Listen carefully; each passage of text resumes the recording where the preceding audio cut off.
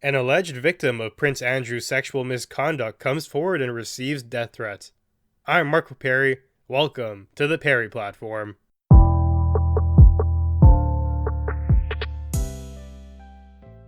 The Jeffery Epstein sexual misconduct situation continues to get more and more crazy, and I'm going to give everyone a gist of that scenario in a second. But first, let's begin by talking about today's headline. Virginia Giuffre has accused Prince Andrew of sexual misconduct.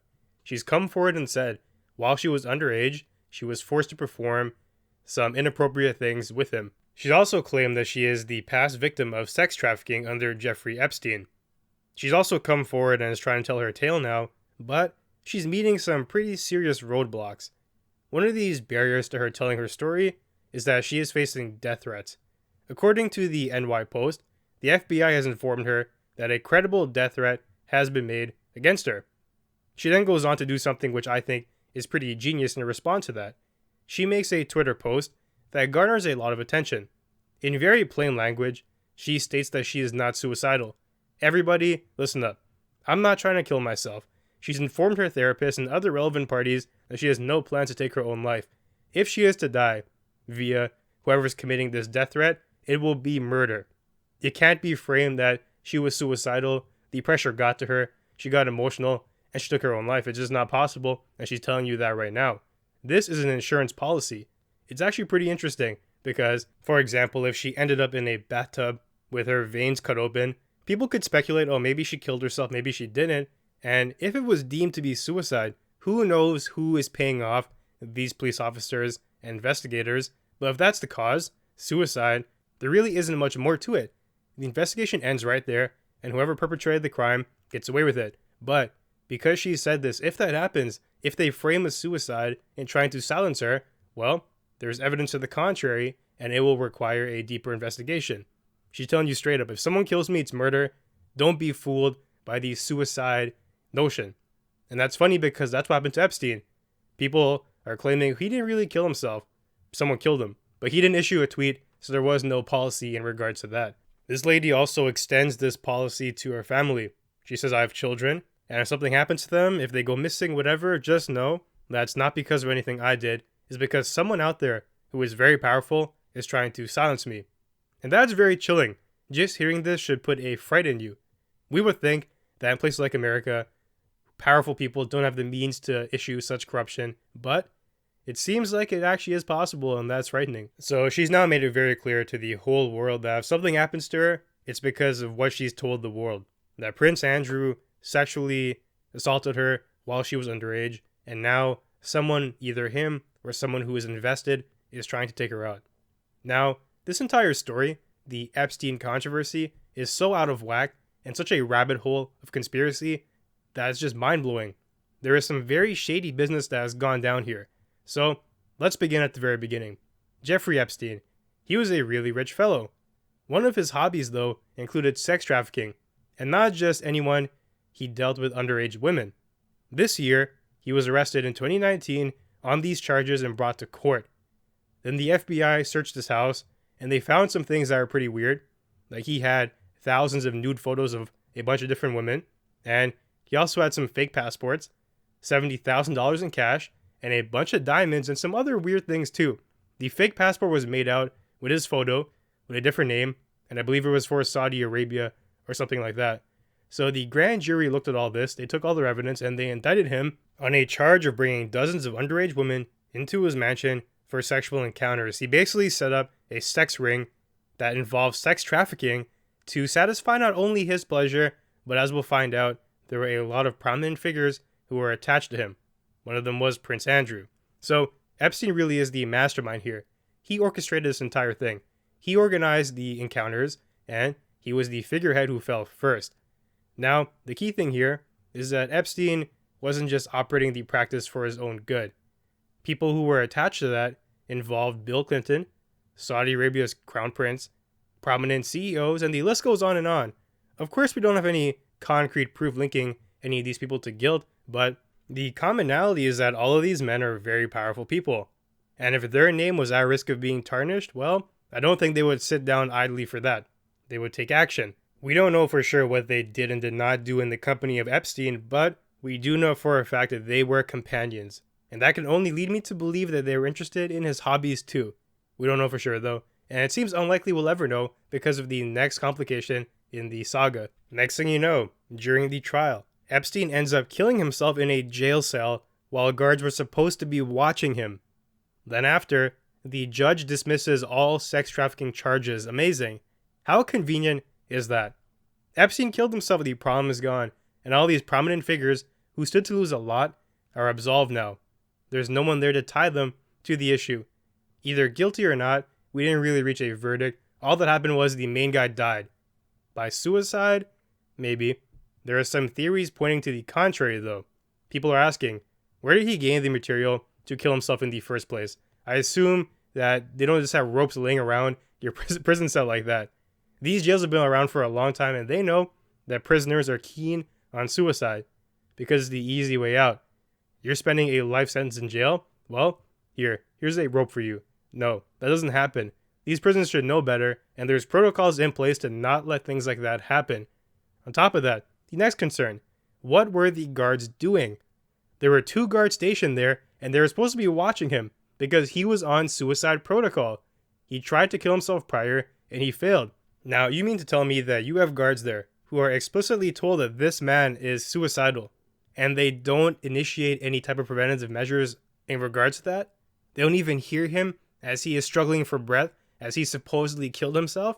That's nonsense to me. It just doesn't add up. There are a lot of questions here, and it's interesting too, because if this thing was orchestrated, it was set up masterfully. Because here are some more scapegoats for you. The guards. It's easy for everyone to say, oh, the guards are incompetent, we told them to watch out, but they slacked off or whatever, it's their fault. They messed up. Well, that is possible, but there is some doubt there too. Why would you put some foolish guards in charge of watching Epstein, a central figure in a massive case who is on suicide watch, and you're going to tell me that you're not going to put your best guys on that? And on top of that, yeah, it's the easy way out. Just blame it on them. But we can't even think deeper because that's where it ends. The same trend with the suicide, that is where it ends. When he died, the case died too. Now when the security guards get fired because of what they've done, the thing ends as well. The inquiry is over and we never dig deeper. It's not possible. Now, back to this lady, Virginia Giuffre. She has a testimony and accusations to make. The fact of the matter is, though, that we do not know if what she says is true or not, or to what degree of truth we are hearing. Maybe there are some things that are misremembered, maybe some things that are exaggerated. We just don't know. It's possible, though. Everything she says might be correct. Maybe it's even likely that what she's saying is true. But the fact is, the fundamental reality is only 2 people know what really happened there. Virginia herself and the prince. Until we dig deeper into the investigation and go through a trial, we can't make a valid conclusion based on that. I believe in innocence until proven guilty. It's a fundamental pillar of our legal system, but there are caveats to that. The threats against her life indicate something very sinister. Let's think about it. If she was a random person off the street, just trying to be famous with nothing meaningful to offer, who would be trying to kill her? Think about it. Prince Andrew. His reputation has already been tarnished. It's been destroyed because he's been linked to the Epstein trial on numerous counts already. There is nothing left to gain from trying to murder somebody who is adding salt to the wound. There is way more to lose than there is to gain. If she has nothing to say, let her continue. She won't be able to produce evidence if that's true.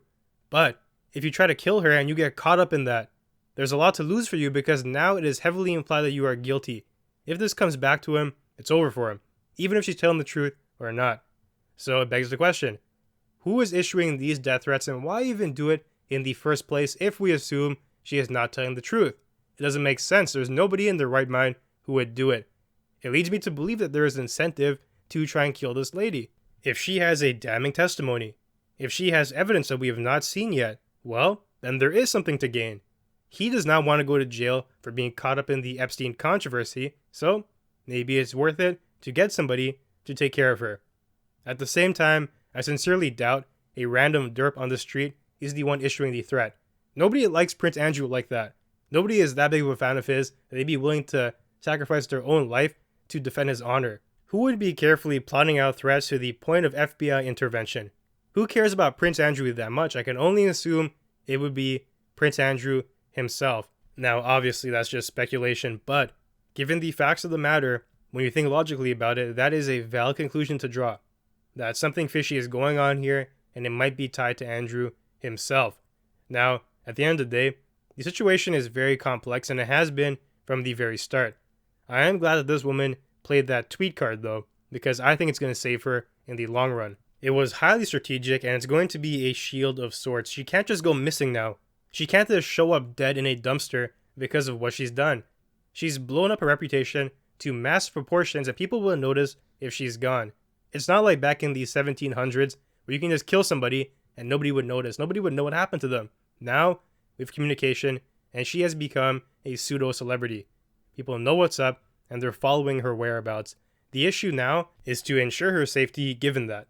Because we can't be blind to the fact that maybe this tweet is going to do everything. It's just not true. There is a fundamental reality here that the charges against people like Epstein, like Prince Andrew, maybe it's someone else, maybe it's the Crown Prince of Saudi Arabia who's orchestrating this. There are people in powerful positions who can get away with murder. And the FBI has to be aware of that, and they need to take measures to ensure this lady's safety. Now, this suicide talk actually brings me back to Epstein. Imagine if he did the same. This is on the theory that he didn't kill himself. If he sent out a tweet that I don't plan on dying right now, I want to go through the trial to prove my innocence or whatever, well, then he ends up being found dead in a jail cell, that would raise a lot of red flags. It's actually such a good strategy to tell the public about your intentions because it protects you in a sense. A lot of people are not convinced that Epstein did kill himself. They think it's unlikely that the stars aligned in such a way where everything worked out perfectly for everyone else except for him. Prince Andrew has come forward to address the accusations, and he said that he does not know this lady, which is really the only answer he could give either way. If you assume that he's telling the truth, then yeah, he doesn't know her. But if he did do what she says, he's not going to say, yep, on live TV, yeah, I know her, I did that. He will say no, he doesn't, and he'll drag it out in court if it goes that far. We knew what he would say. It's no surprise. So the lady responded by saying that he's a liar and only one of them is telling the truth. That's pretty funny because it's a fact. Right there. It's either that he knows her or he doesn't. One of them is correct and the other is lying, and that's pretty crazy too. We know there's a dichotomy here. Truth versus falsehood, but we just don't know where it lies. Is she lying or is he lying? One of them is, and I hope we get to the bottom of that.